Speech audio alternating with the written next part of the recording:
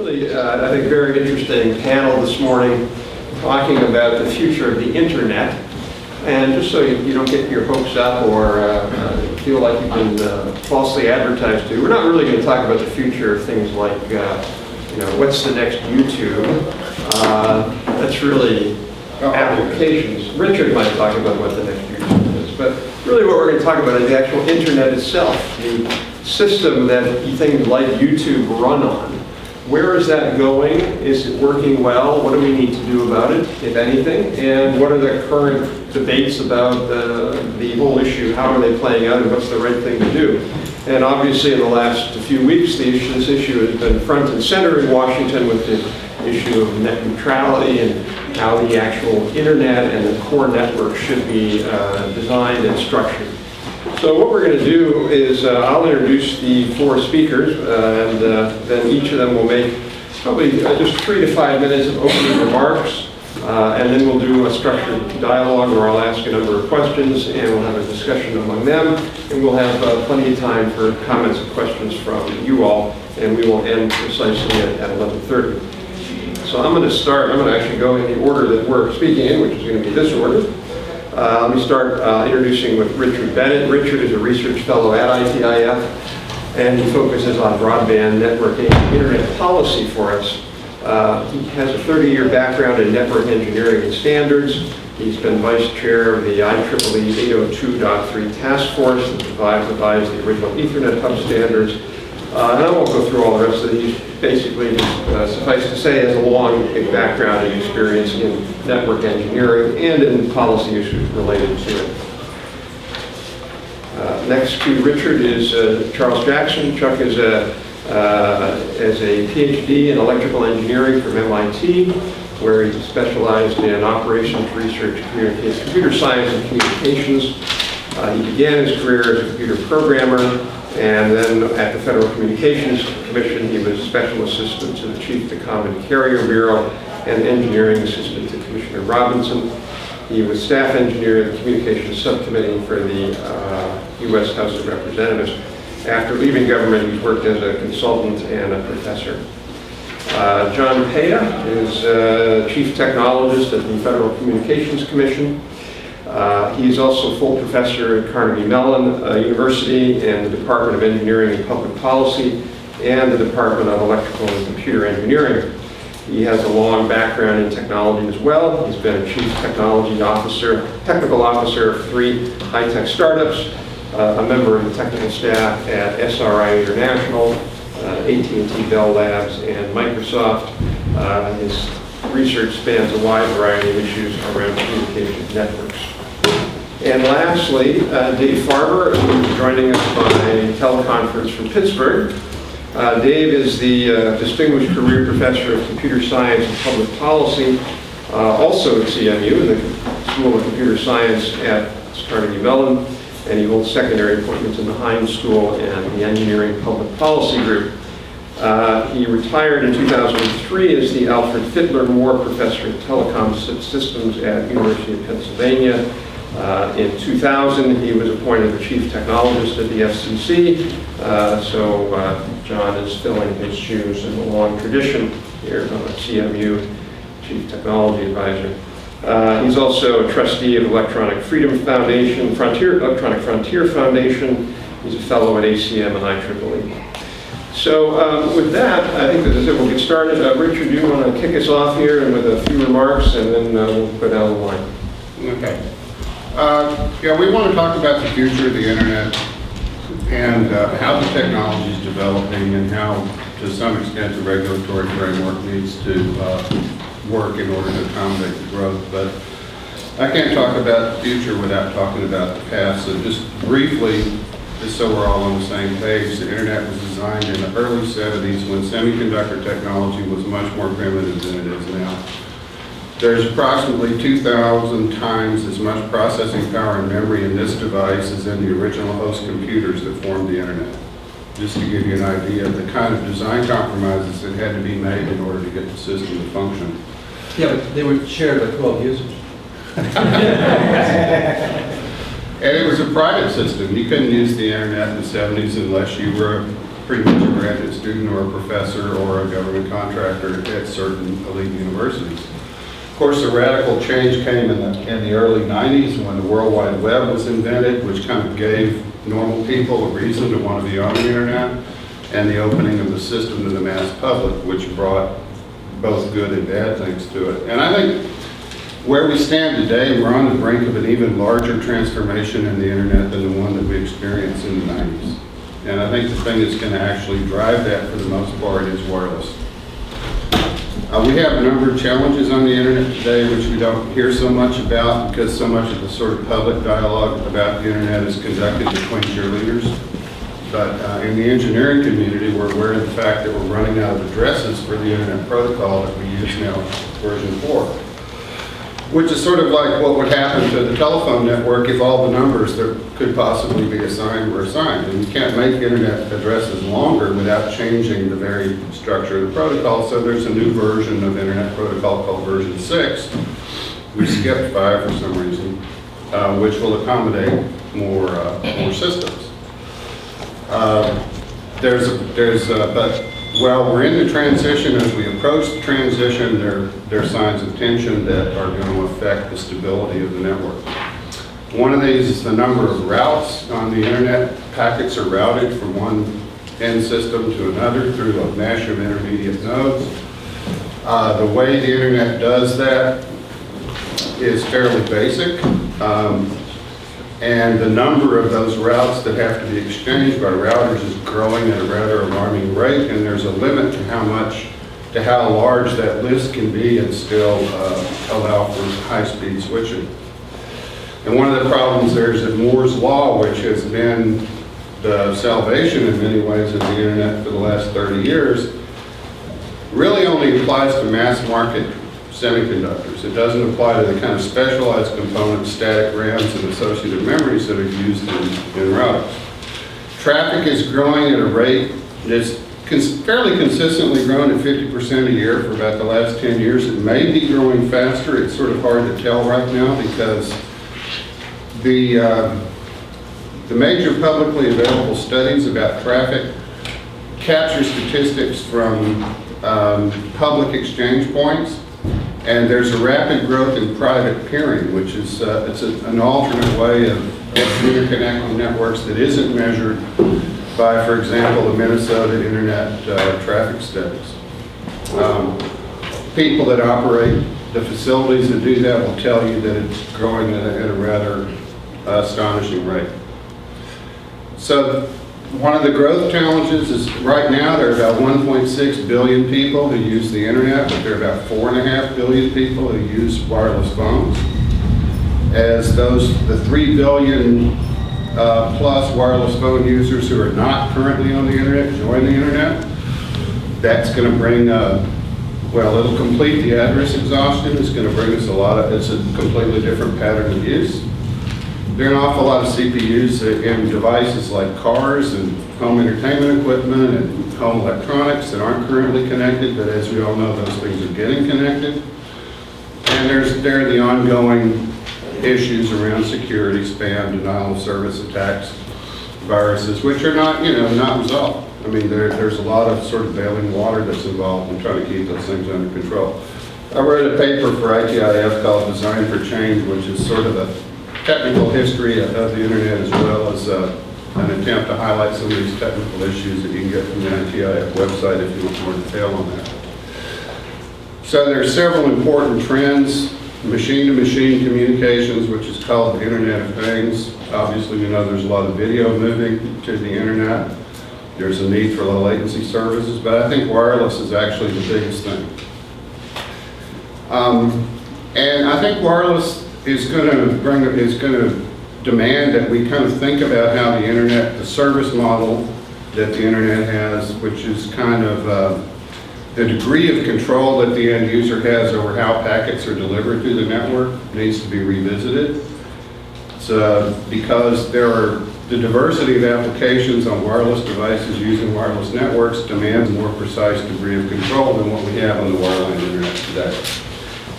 But the advent of the sort of wireless internet access network, I think, is going to bring create the opportunity for a whole new generation of applications to be developed.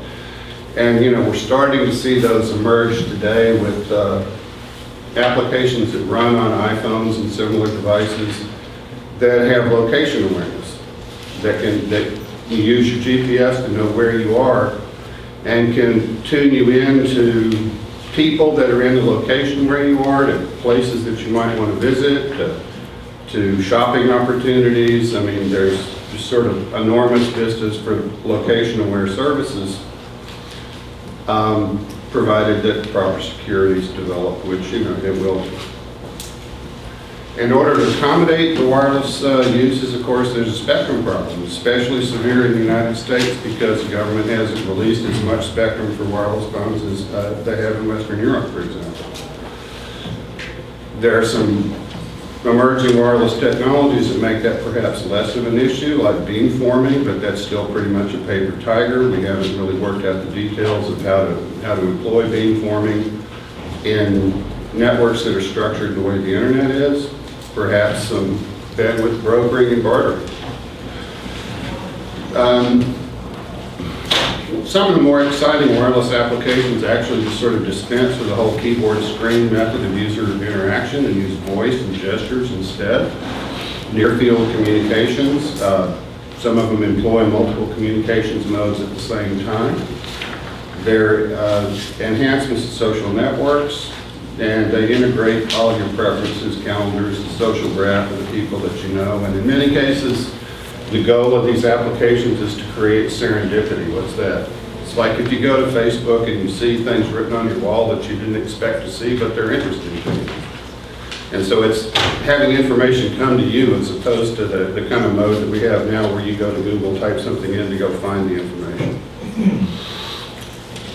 And that's just kind of a brief overview of where I think some of the emerging applications are and a little hint at how they might stress the communications infrastructure.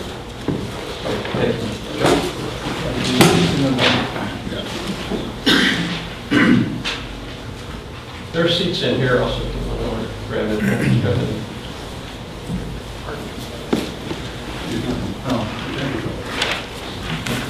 All right, well, thanks for the opportunity to let me talk here today. Try to be brief in my introduction. We're here today, the session's been organized by the Information Technology and Innovation Foundation. And one of my concerns about the current developments in with the internet and internet regulation is it would be easy to impair the innovation that has been so fruitful for the last, well, almost 4 decades now. And that I think a crucial consideration in any regulatory process would be to worry hard about how to keep innovation alive throughout the network. Here's an example of well, I'm taking a cheap shot here, but they deserve it. Here's a comment by an entity called Free Press that filed in the comment round of the FCC's proceeding on national broadband plan. And they assert, if you speed up one packet, you slow down another, what's the point? Well, by the same logic, letting an ambulance go past a bunch of commuters is uneconomic because, 100 people get home 10 seconds later, 6 seconds later, and somebody gets to the hospital 10 minutes earlier, 600 seconds of delay for some people, 600 seconds to speed up for something else. Yet, when you think about it, gee, we all sort of like the idea that if we're the person who might lose the lottery and have to ride in the ambulance, we'd like it to go fast, and we're willing to step aside when we're not the one who's lost the lottery and needs the ambulance. And we see that sort of thing in various applications. I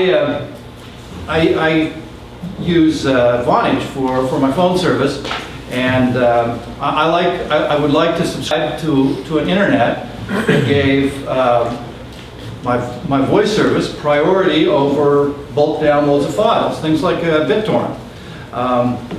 There's also an interesting issue in the wireless world. If you have a wireless system that's engineered for voice, it has to have a little extra capacity to deal with situations where sort of everybody everybody at the same time walks into an elevator and the system needs that headroom to keep all the conversations going.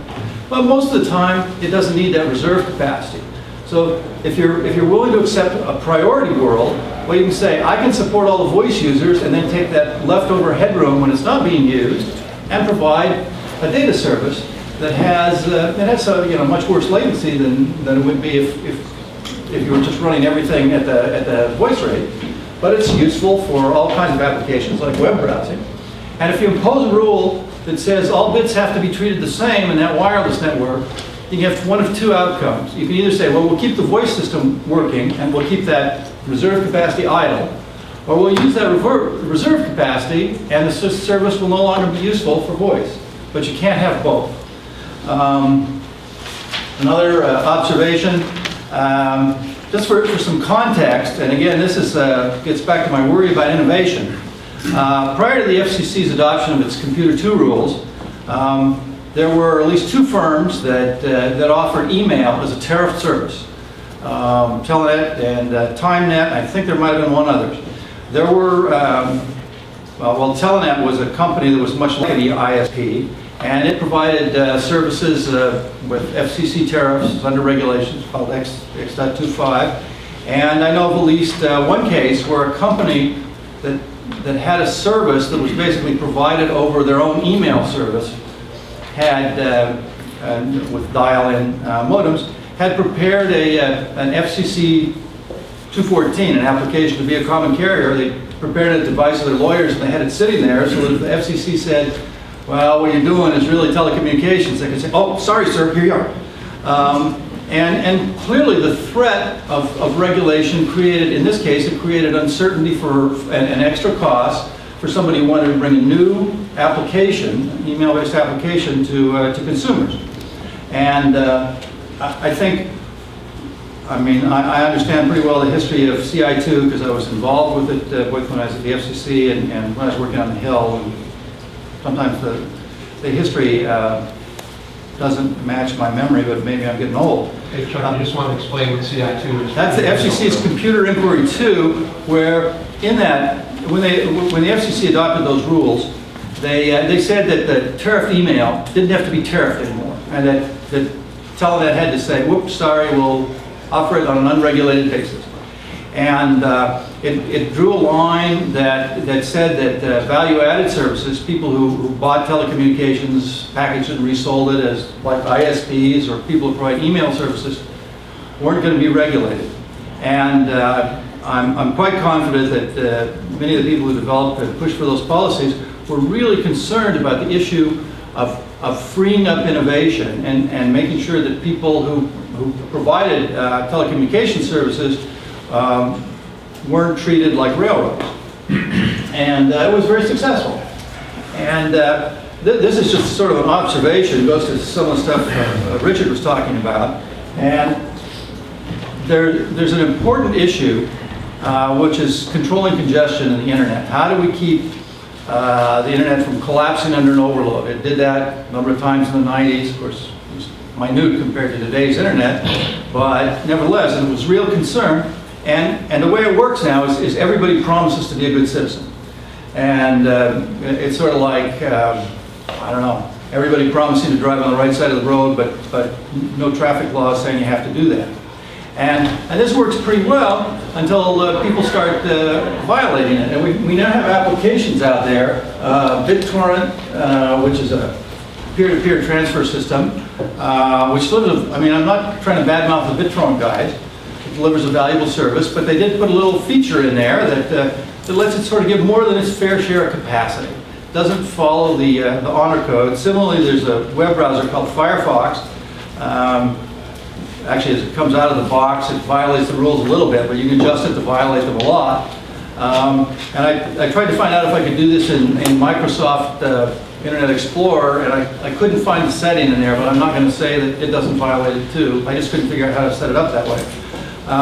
But obviously, if a world in which the honor code starts to break down, there's going to be a world in which the value of the internet becomes degraded. And there's always the threat of that. What happens if somebody puts out something like BitTorrent, and it becomes extremely popular and widespread, or some virus has a BitTorrent-like capability, what happens to my Vonage service? That's my real concern here about the public John, health. do you want to spend 1 minute explaining the BitTorrent issue? Because I don't think most people understand what you mean by well, all the rules.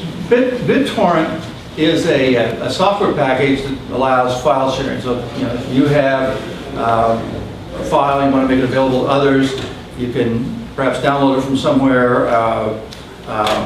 Your BitTorrent client will also make it available to others who want to download it. It's a very clever system, but one of the things it'll do to speed up the transfer of a file, let's say you've got a file that's divided into 1,000 small parts, some are here, some are there. There's a catalog, you can find out there, it tells where you are. Well, your computer might start downloading it from 20 different locations, all in parallel. And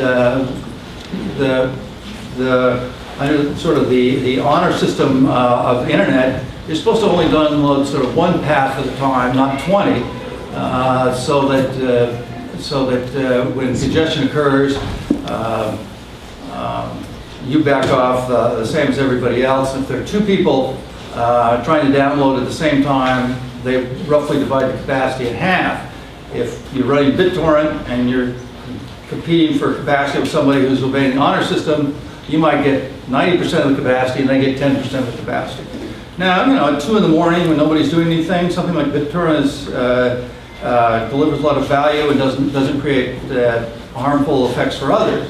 But you have to wonder what it does. And this gets me to the issue about incentives for innovation, which is what I began with, namely Innovation Foundation.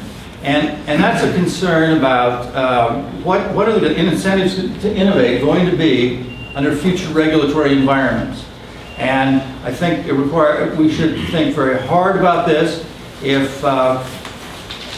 for example, if you had a very strong network neutrality requirement, like the one that I showed in that first slide about that's suggested by people like Free Press, that every bit should be treated the same, that there's no benefit to priority, well then it seems to me that a whole host of people are going to have a strong incentive to run their applications outside the internet. You couldn't responsibly tell a doctor or a hospital to use something like Vonage, which is a VoIP, a phone service that works over the internet, use my cable modem.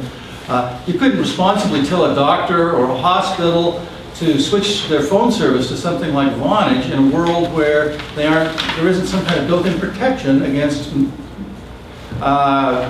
mechanisms that will create congestion. If you're a manufacturer,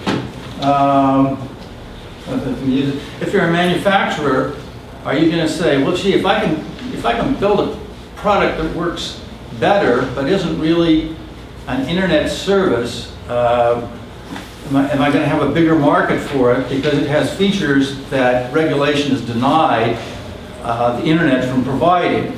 And similarly, if you're a network service provider, are you going to be tempted to partition your overall capacity between the public network and a variety of private network or other networks, even like the traditional telephone network, which don't have the same kinds of impairments, that they can provide a guaranteed quality of service, other features that are important, and so that's my concern in the context of some of the regulatory battles that are going on today. Is how do we make sure that in the future the incentives for innovation are strong for everybody attached to the network and involved with building the network, the manufacturers, the network service providers, and the user. Thank you, Richard. Thank you, John. All right, I'm John Peha, Chief Technologist for the FCC, so I get to begin everything with anything I say today is my own opinion and does not necessarily represent those of the chairman of the commission. Part of the fun of being third is that I'll throw away much of what I would have said and I'll do a lot more reacting. Richard Bennett has done a great job of giving us sort of a long-term big issues discussion. as someone, since moving from academia to government, I miss those sorts of things. And Chuck has raised some short-term, immediate important issues. I think I'll split my time then between those things a little bit. I would first very much agree that the internet is poised for further change for a number of reasons. Richard mentioned, some of them are opportunities. Richard mentions wireless, which I think is going to create significant new opportunities. Also, there will be hybrids between wireless and wireline. There will be new applications coming that lead to change, where mobility matters, where new data rates allow new things. We're also seeing new services as it becomes very economical to run big storage or big processing centers somewhere in the country, and we're seeing interesting new, I will store your stuff for you, I will run your processes for you. There's an exciting time there, and all of that will drive change. We will also see change driven by problems.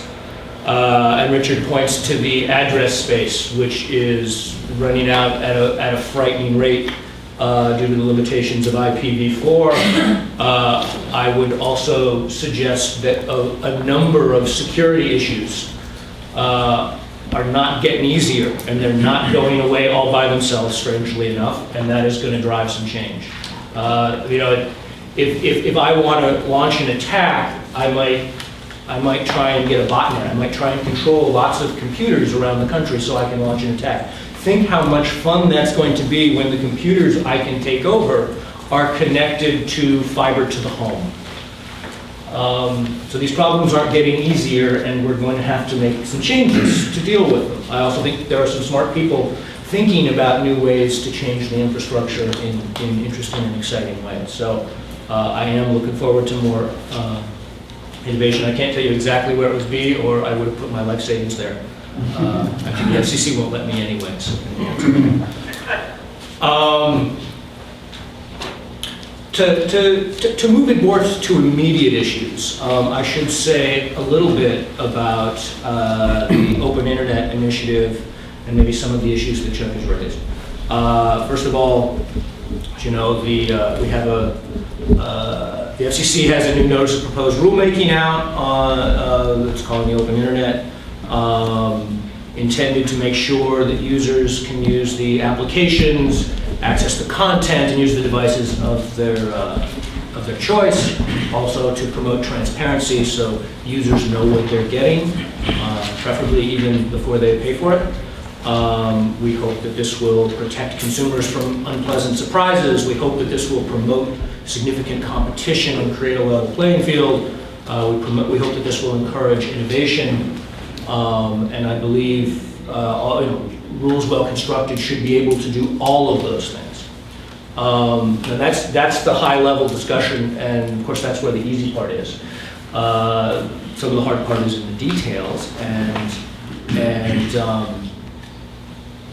well, actually, Chuck raises a number of issues. Let me first talk about where we are in the process, and then I'll comment on it. We know there are hard issues, and I'd look at where this process actually is going to confuse a few people. We have a notice out. It has actual concrete rules that you can look at, but they're proposed rules. It also has an awful lot of questions. And here's the part that may confuse people. We actually want to know the answers. This is an attempt to create a very open, transparent process to deal with some very complex issues. And the final form is not decided. Some high-level goals are decided, but the final form is not decided. And we are really looking for input and help. In fact, I'm partially glad to be here because if I were back in the office, I would be organizing workshops that you'll see coming up. Particularly, we'll get to play on the technical ones, but others where we'll be soliciting serious input, as you might have seen we did in the National Broadband Plan. So This means, if you're going to ask questions about where we will come down on hard issues, I actually can't tell you. I can't prejudge. We are actually looking for useful input to deal with some of the hard issues. And as an example of the hard issues, I'll comment on the BitTorrent Vonage example that Chuck raises. On a factual basis, we could talk about BitTorrent actually opening up 12 or 20 different streams.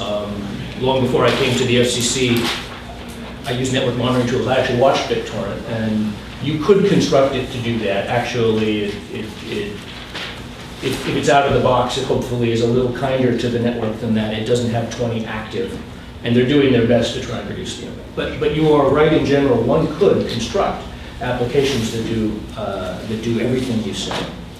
And it is more than one. Hmm? It is more than one. It is more than one. I'm 3, but I remember is the default of 4. But anyway. Depends on what kind of access network you're on your speed. Okay. I don't remember the specifics. It's been a little while. But the point is the bigger point is what matters here. And I think we both want, we recognize we want to build in some flexibility to allow providers to deal with some problems. We recognize we want rules that on the one hand, maybe we're not so happy if they have the ability to shut down that VoIP stream because it competes with some other services. But we do want them to be able to deal with the legitimate issues of congestion. And we will seriously be looking for input on how to do that. That's going to take some more. So I think I'll stop there. Thank you. Thank you, John. For those of you who came in late, we have a 4th person joining us by teleconference, which is Dave Farber. I won't introduce again, but Dave is faculty in computer science at Carnegie Mellon. So Dave, you want to make a few remarks and then we'll open up for discussion. Sure, I'd be happy to. I wish I could see you, but the camera seems to have trouble with video. I'd like to hit 4 issues, if I may. One, let me start saying that now I've been around the internet for about 40 years, maybe a little longer. Advised many of the people who became fathers of the internet. It is reasonable to say that we were very bad at predicting what would happen with the internet and the early versions of it. Following John's comments, if we had been better, all of us would have been richer than Bill Gates. But in fact, none of us managed to do that. It's very hard to target evolving technology as people at the digital equipment company found out that they regret, and IBM. There's no reason to believe that the next 20 years will be even more complex and startling than the last 40. We have a bunch of technologies that are happening. These technologies will start deploying themselves. For example, after many years, people are now producing optical interconnects off of chips. Eventually, probably not that many years from now, they'll be using optical paths on the processor chip to make it easier to design these endless multi-core devices that will help us avoid Moore's law limits and reduce power consumption. These will have a fundamental impact on the network. It's not going to be instantaneous, but it will probably lead to a revamp of the way we do networking, stopping the endless conversion from electronics to optical that we currently do. What impact will that have on the internet? Probably everything. Professor Kleinrock and I, about 10 years ago, wrote a paper pointing out that that will probably mean that our current notions of how to control the internet will change dramatically. They just don't work in that type of environment. The other place we're seeing a very, very dramatic change, although historically it's not that dramatic, but computer science and communications sort of rediscovers things at roughly a 5-year interval.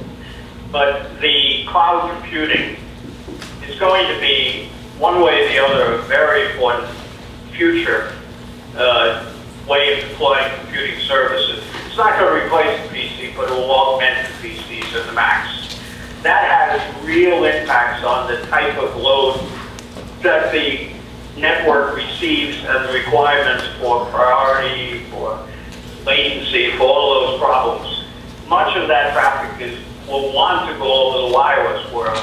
Both the unlicensed wireless, but more likely the LTR, the future wireless systems.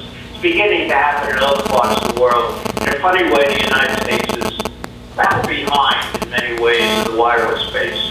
Obviously, television, innovative applications, probably eventually virtual reality, not just in games, but the way we attend meetings, the way we meet each other, the way we interact with each other.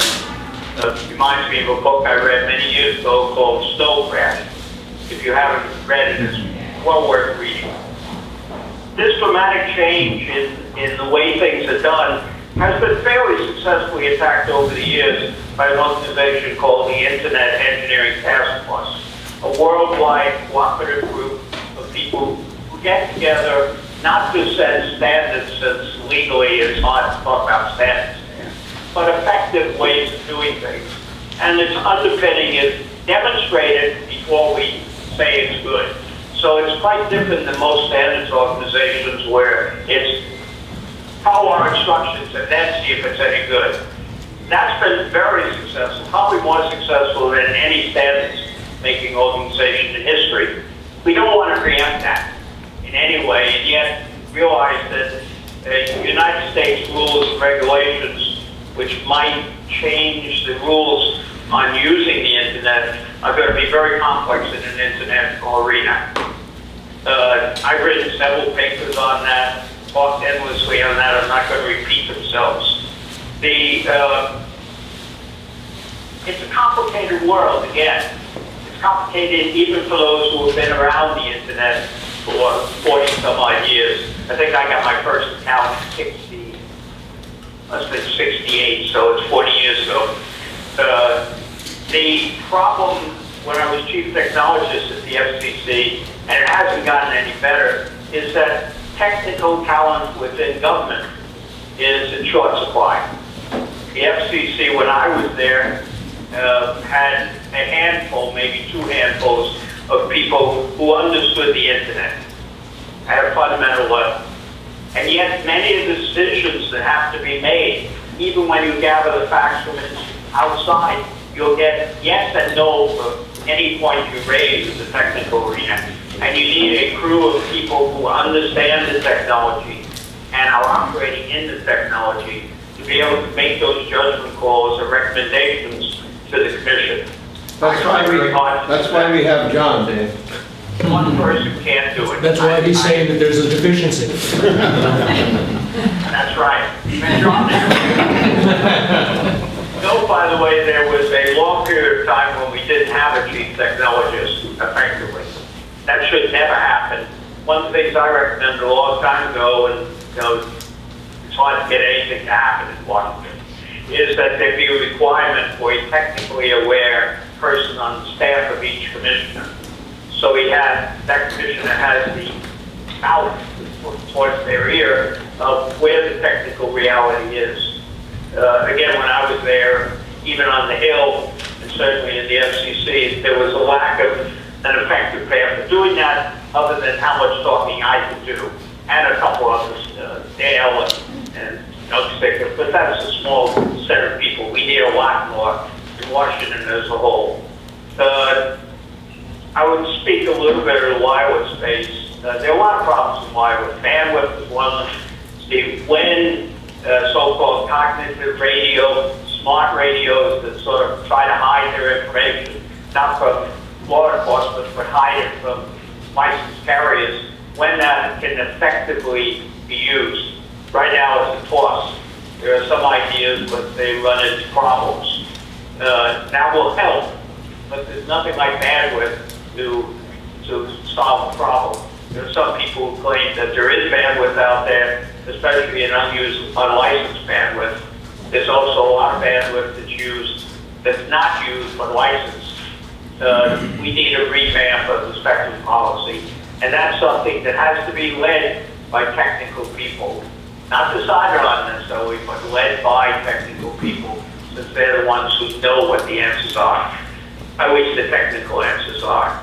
I think, let me finish with one comment. The notice proposed rulemaking was certainly complete. It was long. It was full of words that worry me if they ever get into the final set of rules, like appropriate and reasonable. It makes it very difficult for technical designers to design new protocols if they have to face at some point in the game a question of what is reasonable. And as many of you know, the FCC in Washington are well-stocked with lawyers who can argue that point until the cows come home, and courts which will argue it till the cows come home. That's a very difficult environment in which to innovate. There are other countries which don't have that problem. I think that one of the main things we have to do is to make sure we don't kill the golden, but the goose that lays golden eggs, and the internet has laid a lot of golden eggs. We have to be very careful that we don't kill the United States goose and leave the arena open for others. Thank you. Okay, thank you, Dave.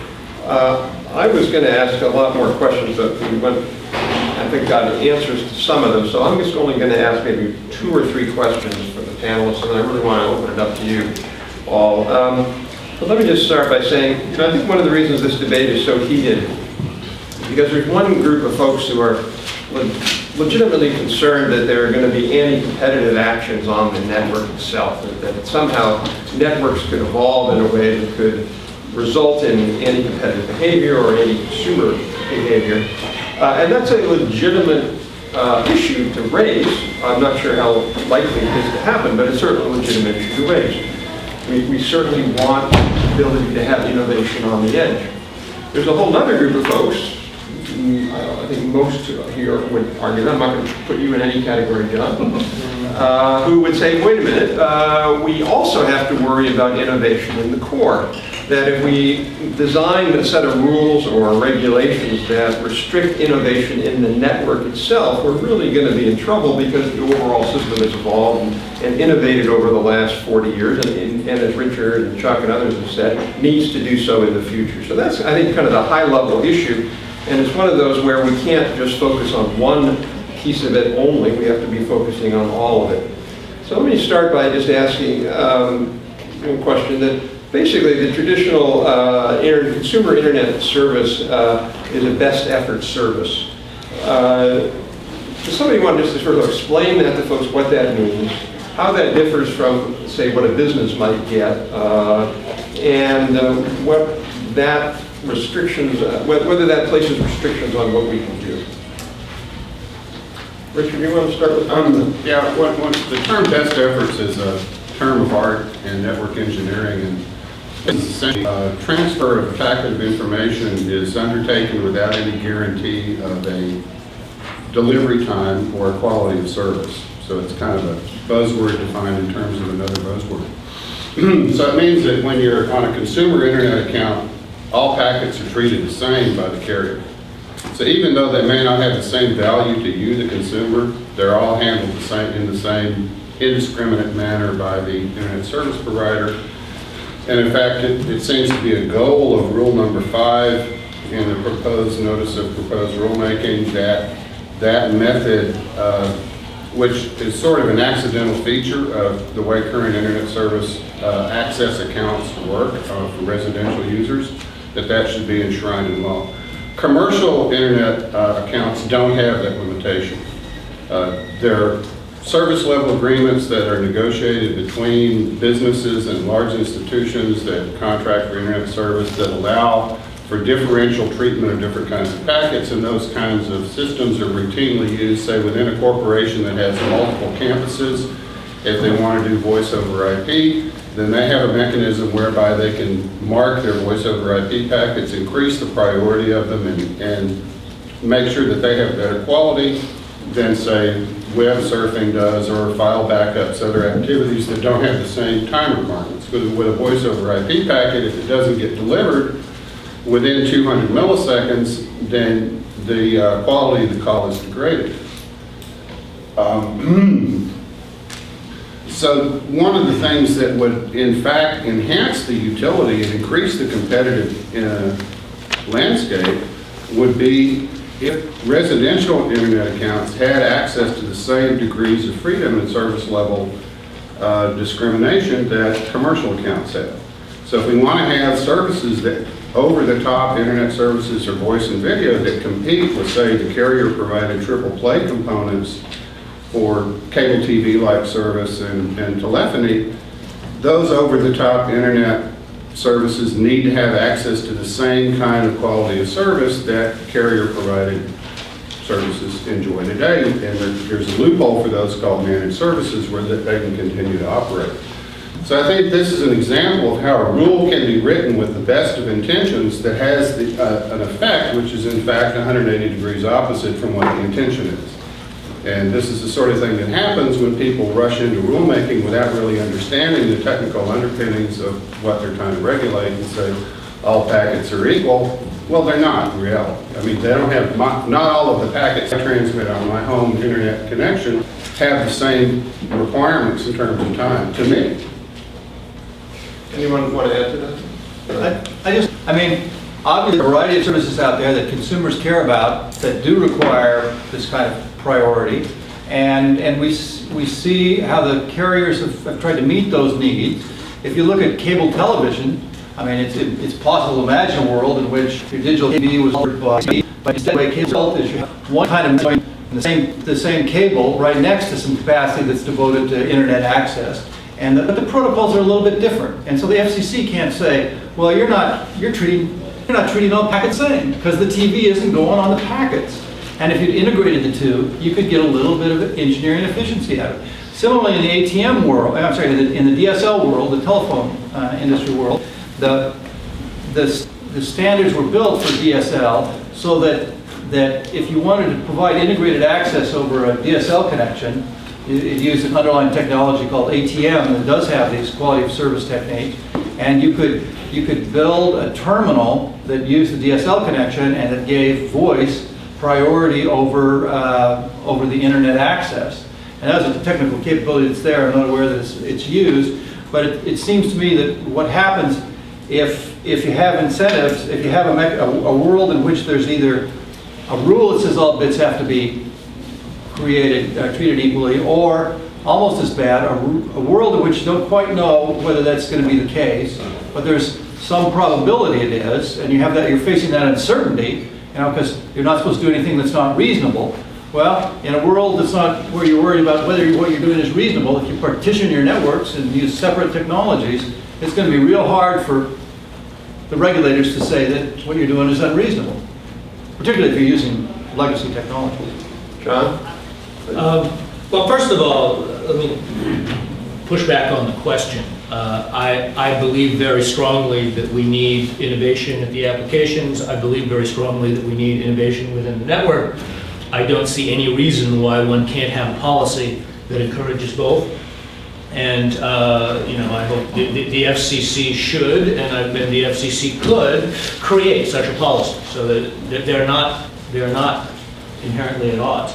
On the NPRM, I mean, first of all, again, I have to say, we've started the process. I cannot comment on what the final rules look like because I don't know what the final rules will look like. But if I look at what is in the NPRM today, the Notice of Proposed Rulemaking, I'll try not to speak on jargon, it does not say everything has to be best effort. That just isn't part of the rule. It does not say that if you're running TV, over a non-packet service, you need to switch to packet service. Rule 5 talks about how you cannot discriminate based on content, application, and service, except when it's reasonable network management, and except when it's a managed service. So there is plenty of room, I think, to work these rules out so that they grant the flexibility that providers need while preventing the risk of service problems. Let's see, David, you want to comment on that? I want to comment, just comment, John. The term reasonable is, as you all know, a dangerous term. And I don't think we have the technology to write rules yet that algorithmically I can determine what rules mean. Sidebar, I'd be almost happier if the FCC would say, look, here's our principles. What this essentially tells you is if you violate these principles, these broad principles, which is what we had, we're going to come and look at you. It's a very effective technique. The initial question that was asked about anti-competitive behavior.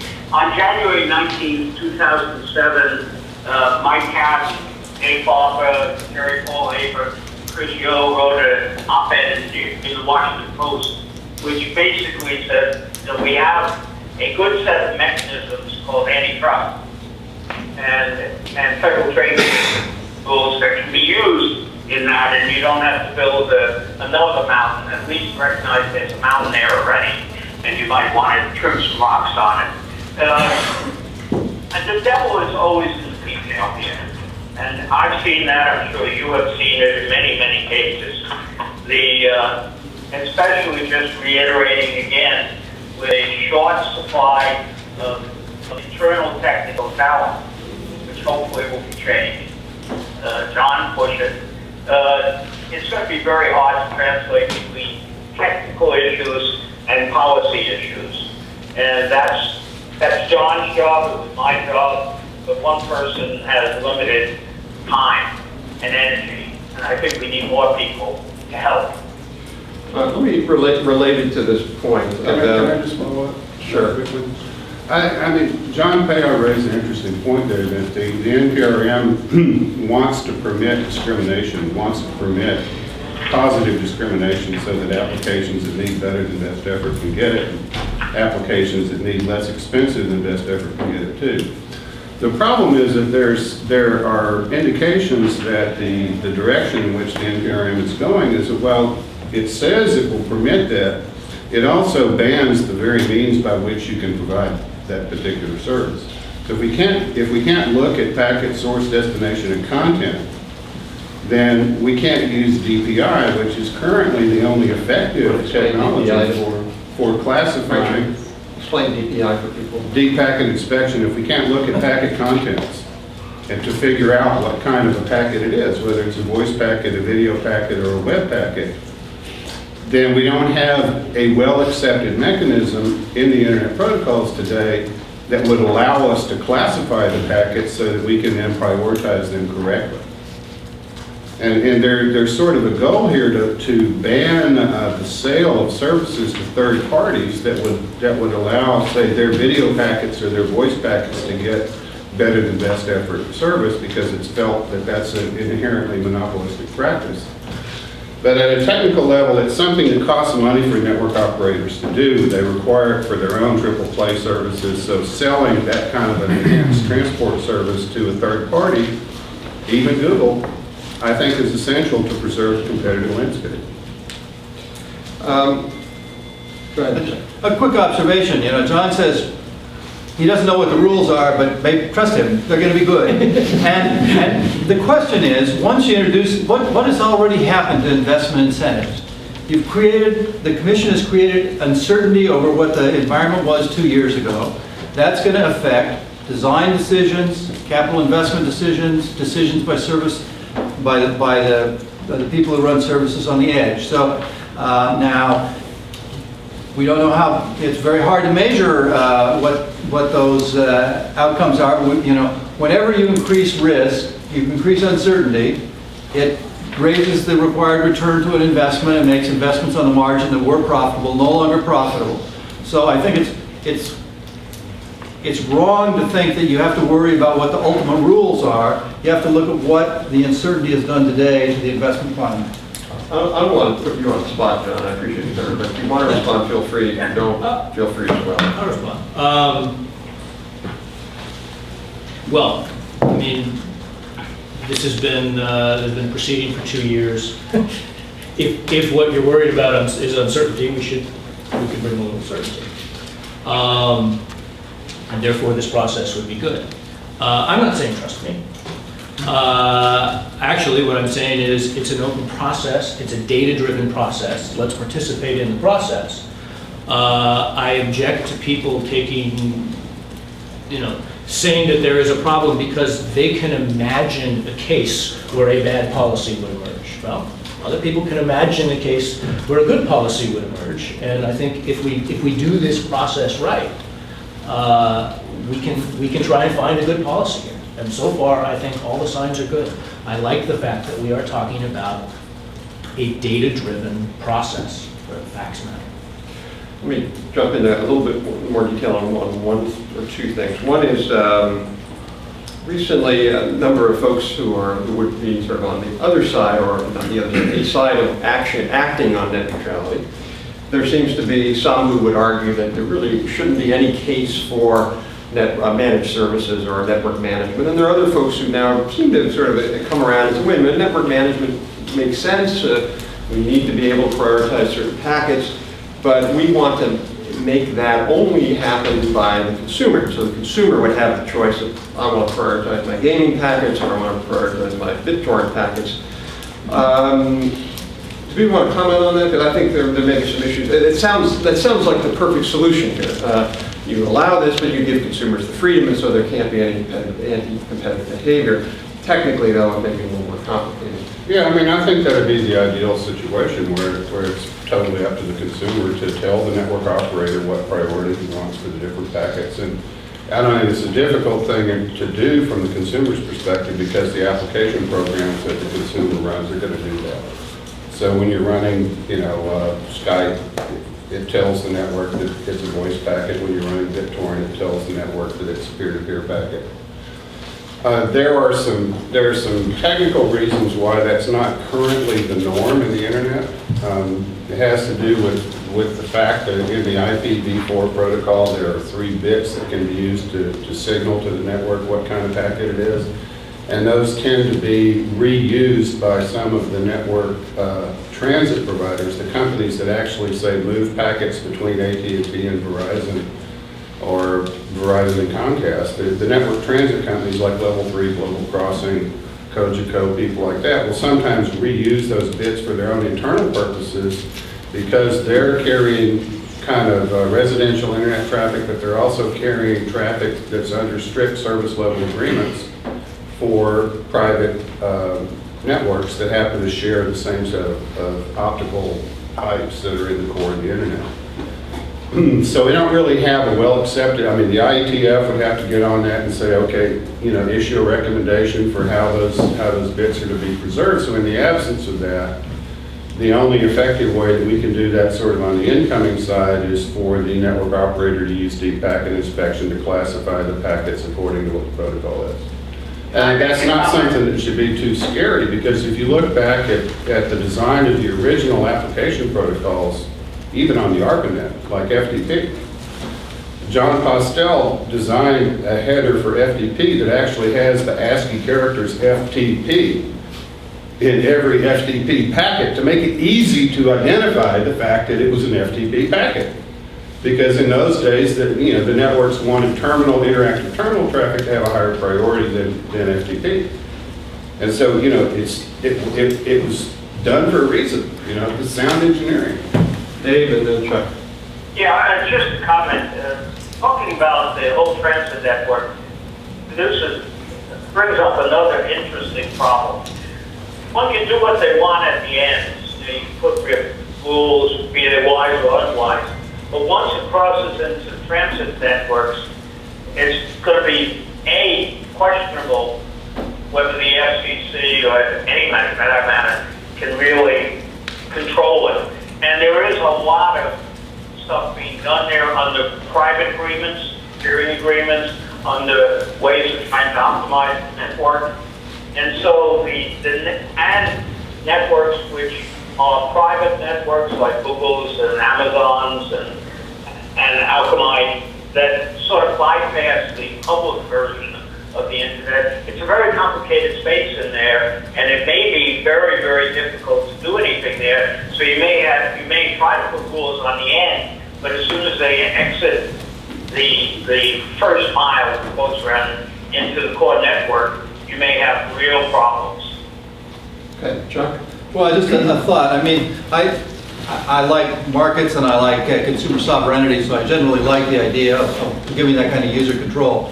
However, I think there's a lot of research that shows consumers like simplicity.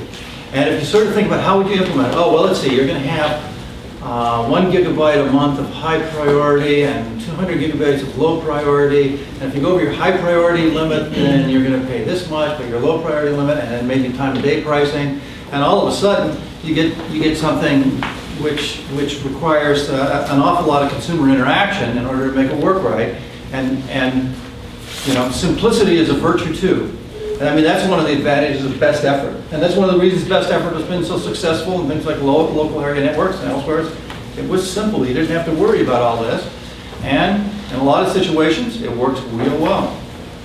All right, let's open it up for questions. You can say who you are first, please. Link on with Verizon. Just a practical example of where the challenges come in, and I'm not trying to say I think that there's not some valid points here about the consumer sovereignty. I think there is, but we offer a service called Push to Talk on our wireless network. It is prioritized when you're buying. You have to have it prioritized, otherwise within the cell you're going to get problems with people getting that service because it has to be instantaneous.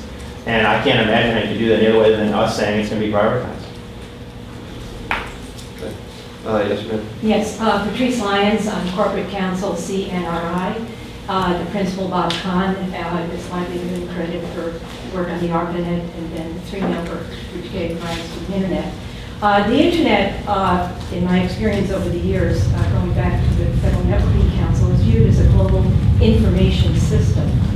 Over the last decade, there's actually been a system deployed 24/7. And it's called the Digital Object Identifier System. And in that, you're focusing on the management of the bits. The publishing industry calls it the International DOI Foundation, and they have branded the DOI.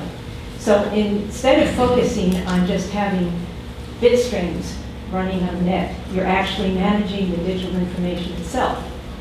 So it obviates the need, and this would be at the point of origination. If you had a router, which is simply software, you could manage that as well. So what we've been experimenting with is managing all the components of the internet using this new system. And it's now being adopted in certain other countries. So my question is, why do you focus on network management when you're really talking about the management of the information itself? That's a really good question. Go ahead, Dave. Yeah, with certain trepidation. I've known Bob longer than I know the internet, actually. But there are multiple levels to this act. Sometimes you have to move the bits. And then basically the information management system is fundamentally a capability-based system. Very good one, experimental, being adopted. I think it's the right direction to go. But, you know, you still got to move the bits. And there's an additional function which quite often deals with copyright and other complicated issues which sit on top of it.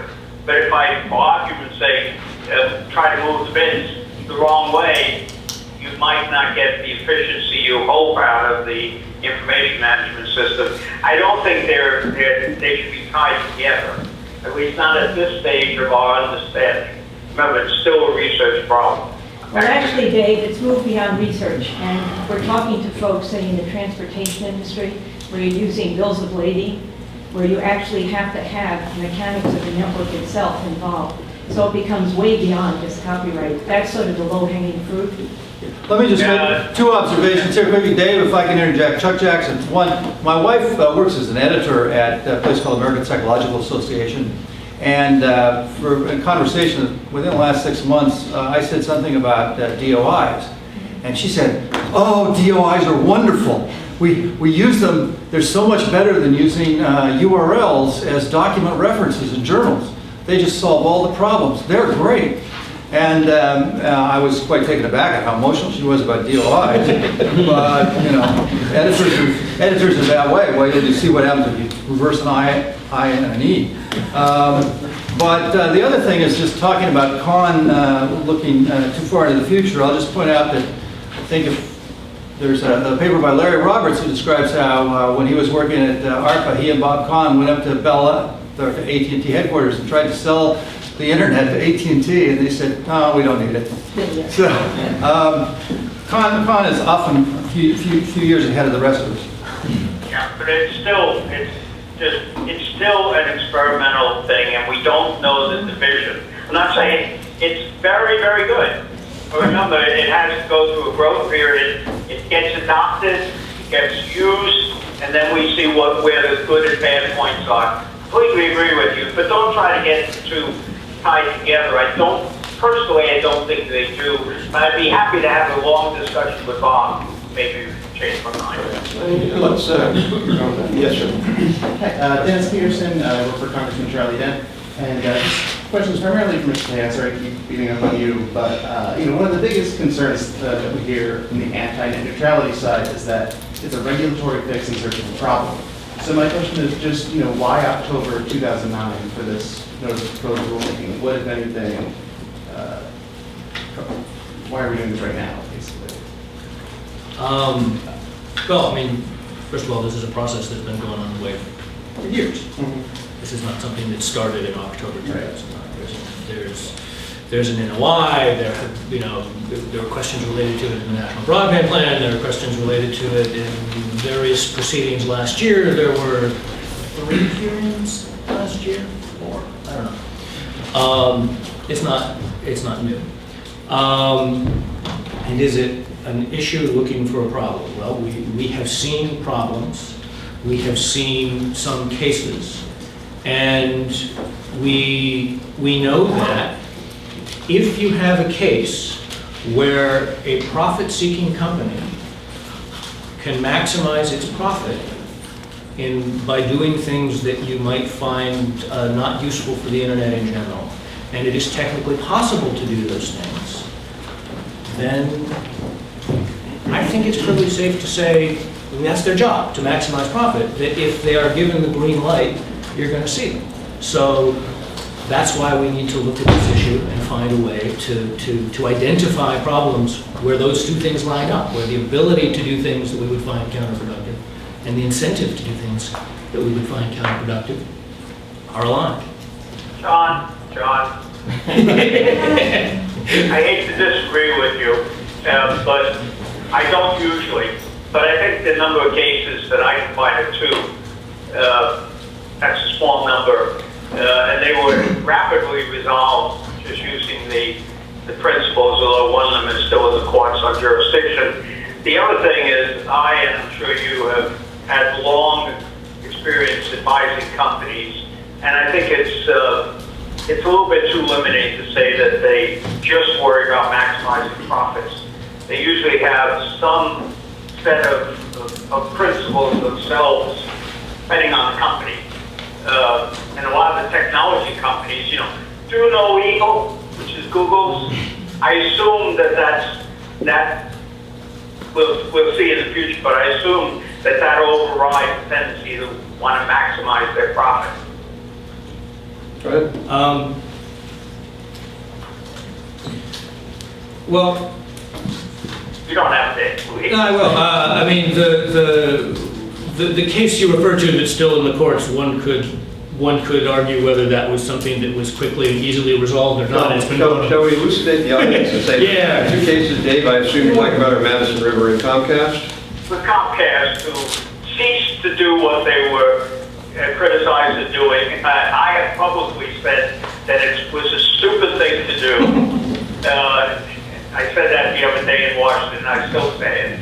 They backed out fast. The court battle is over, whether the FCC had the rights to use principles as part of rules. I'm not going to get into that. Madison River was just a stupid set of people who also got shot down fast. But I was more not criticizing, more addressing the fact that companies do have principles, and I just, probably the best example, there are 2 of them I know personally. 3, IBM, who has stated principles. Intel, who I've been in contact for 40 years, not as a paid advisor, by the way. And I know that the old management had very solid principles. And Google, do no evil. John, I didn't mean to interrupt you. Go ahead. I'm avoiding mentioning names, not because I want to keep the audience in the dark, because I really don't want to beat up on any one company, and I want to get things right going forward, not going backward. But I do think that the behavior that people found troublesome went on for quite a long time, and maybe there are that one could define rules and a common understanding of what is and is not acceptable behavior, that it wouldn't go on. And people stumbled into it. A guy looking for barbershop quartet music found it, and it took quite a long time. One other quick point. As for principles, if something is deemed legal and acceptable and it will increase profits, I don't know how a CEO explains to his or her shareholders that he or she is not going to engage in it. I think Eric Schmidt is sometime going to have to face that issue. It'll be fun to watch. Now, you know, it seems to me on these two things we talk about, in one case, Madison River, instead of blocking VoIP, should have just given all their users pre-configured BitTorrent clients that had, you know, that would have taken down the VoIP, because obviously that would have been giving away something good and not. But the other thing and I've heard, I'll talk about this a little bit, in this particular other one you talked about with Comcast. One of the things that happened is Comcast, about a year and a half, 2 years before this happened, was getting lots of nasty lawyer letters from Vonage claiming that Comcast, which has its own phone service over the cable, was purposely degrading the access that was being given to Vonage users and impairing Vonage's system. And then those letters quit coming. And then about 8 months later, they found out that Vonage was slowing down BitTorrent. And I've heard from third parties, Comcast was slowing down BitTorrent. And and there's no question that technically the way BitTorrent was configured a few years ago, that if you were a BitTorrent user, you were sharing your cable, you're in the same, you're next door to somebody who was using Vonage, your BitTorrent could take down your next door neighbor's Vonage connection, really degrade it. No question about that. And I've heard from third parties, although not from anybody at Comcast, that scenario is really what happened.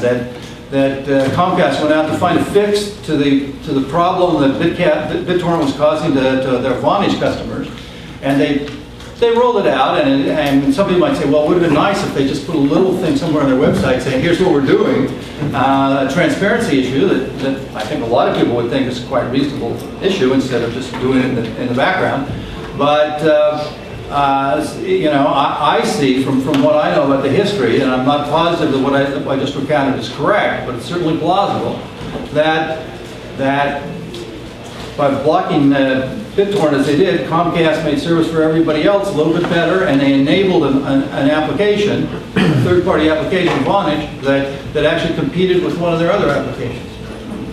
Yeah, you'll notice that Comcast, prior to the latest mechanisms they put in, endlessly told people about it. So companies do learn. It's not what they did was right or wrong. I wouldn't judge that. It's that they didn't let anybody know. It's Dana Marshall. I just wanted to maybe get ask a different kind of question here. There hasn't been any discussion, and maybe that's the answer to my question, about the recent developments involving ICANN, the expansion of web addresses and all that kind of thing, their different relationships with the U.S. government. To what extent, if any, are those developments and trends going to affect what we're talking about?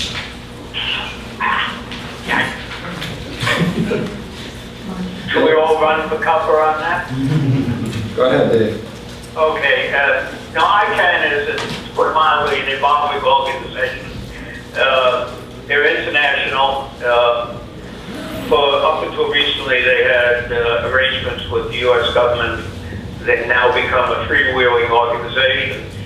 Trying to find a place in life, I think that's the best description. There's a lot of debate. I run a mailing list called Interesting People, which I suspect some of you, if not most of you, are on. And you can get just hysterical discussions on the pros and cons of some of the latest stuff that ICANN's done, especially the internationalization of the net addresses, whether that will partition the net, join it together. We just don't know. And again, ICANN, I hope, is becoming more visible to the world. For a while, it was somewhat hidden what it did. Its impact is always questionable, its real impact, because there's the ITIF, which sets the protocols, and until the protocols are set, people like organizations like ICANN can plead left or right, but until you get protocol definitions, it's hard to deal with how the ITF has been dealing with the internationalization for a considerable period of time. And the only question now is the timing right or wrong? Is it good or bad in the long run? I don't know the answer. I don't think anybody does. Yes, sir. Hi, Ryan Wall with Wilkie Farr. Mr. Piha mentioned that caching services are driving some new applications and services. And I was wondering whether network intelligence might be able to offer similar services as to caching, and maybe do so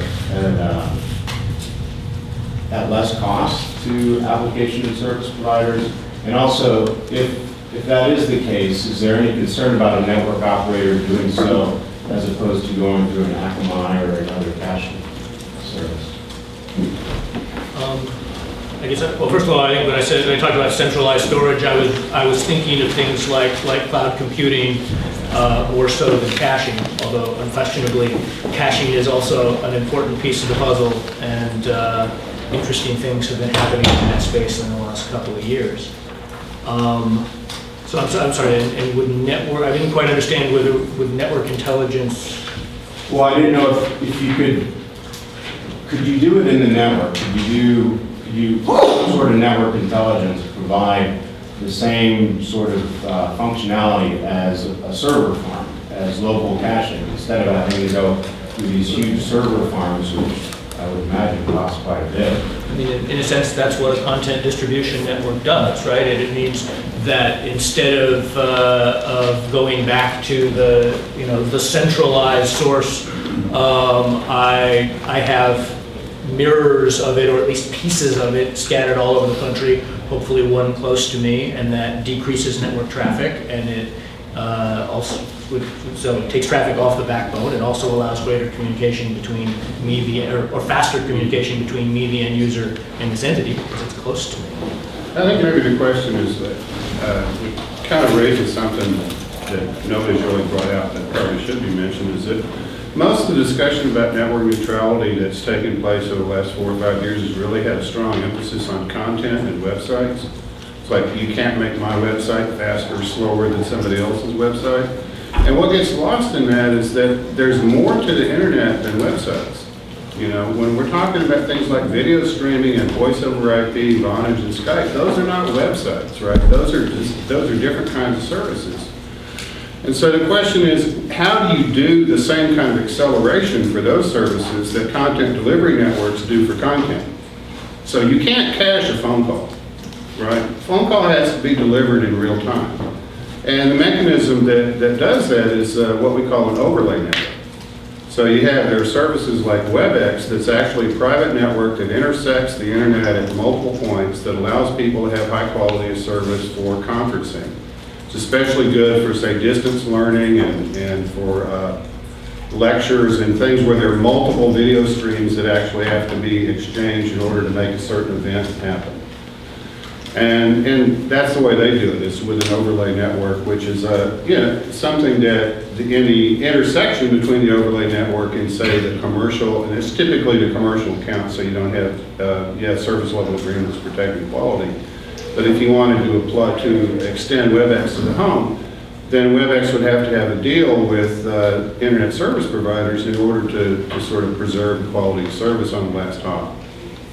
Yeah, I think it's actually a really interesting business model we've come up with, which is cached phone calls. And you have no idea what you're going to say. It's there. It could work, it might not work. Well, around election time, we get a lot of. Yeah. I'm just going to comment, I'm aware of instances where carriers do that, and you know, if there's a web page that's being downloaded a lot, and they have expensive backhaul, they might want to cache, and there's a mechanism whereby a web page can be marked as to whether it's appropriate for the carrier to cache it or not.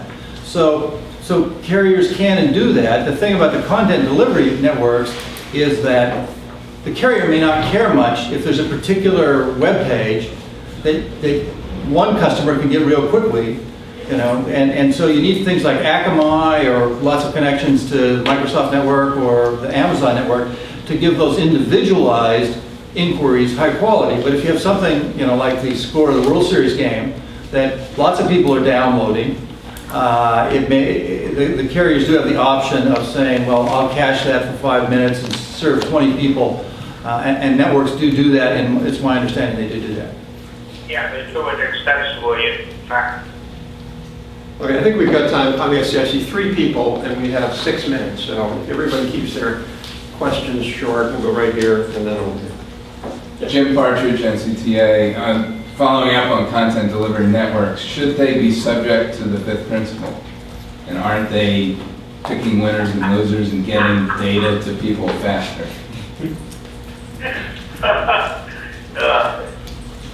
Only if they use the internet. Aren't there 2 sets of rules for the last mile and just the last 1.2 miles? Well, there does seem to be an inconsistency between, there's big outrage on the net neutrality movement against the comment that Bill Smith said that they could, that Bell South could offer a service whereby they accelerated, you know, the delivery of certain packets to end users on their network. And that's exactly what happens if you buy Akamai service. Of course, everybody loves the Akamai service because it takes traffic out of the core.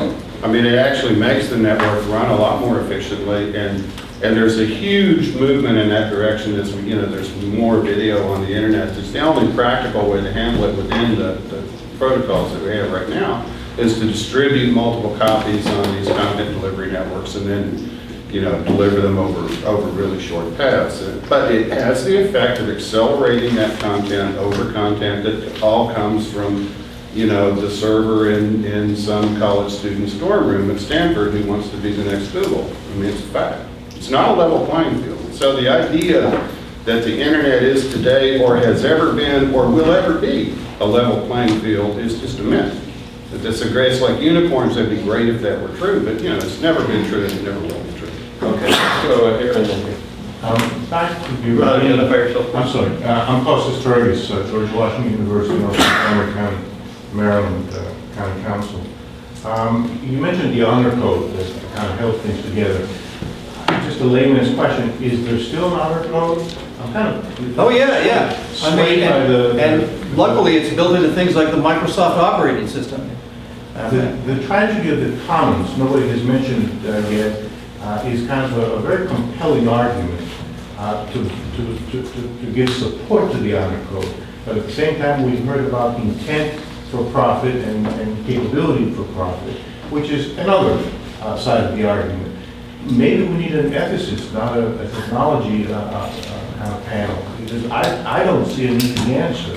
I'm convinced by the tragedy of the commons argument. I'm convinced by an honor code environment, but I'm equally convinced that people want to make money. Chuck, why don't you take that?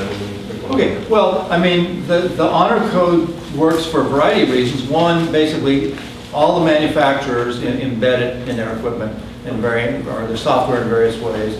There's some disputes about, you know, people want to get good scores on how their systems perform, so maybe every now and then they'll push the limit a little bit. But also, you know, if for example, the Microsoft operating system, which is by far the most widely used on the internet, if it didn't have it in there, the internet wouldn't work, and Microsoft would sell a lot fewer computers. So the incentives facing somebody supplying systems that are widely used are quite different than the incentives facing an individual user. And that's one of the reasons the honor system works. I think there was one last question right here. Very quickly say that the honor code is part of what I hope will still matter going forward. It doesn't work very well if you can violate it and nobody knows about it. Even when people are doing things voluntarily. So in fact, transparency is part of what makes the honor code viable. Okay, right here. Greg Piper, Washington Internet Daily.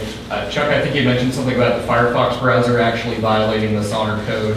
Could you explain what that is and what the setting is that you couldn't find it on the I don't, I mean, I wish I had been able to say just an unnamed but widely used non-Microsoft browser or something like that. Just, I'm not trying to attack anybody, I'm just trying to talk about what's happening. But there's a setting inside Firefox, which is the number of simultaneous connections that can be established to a single server.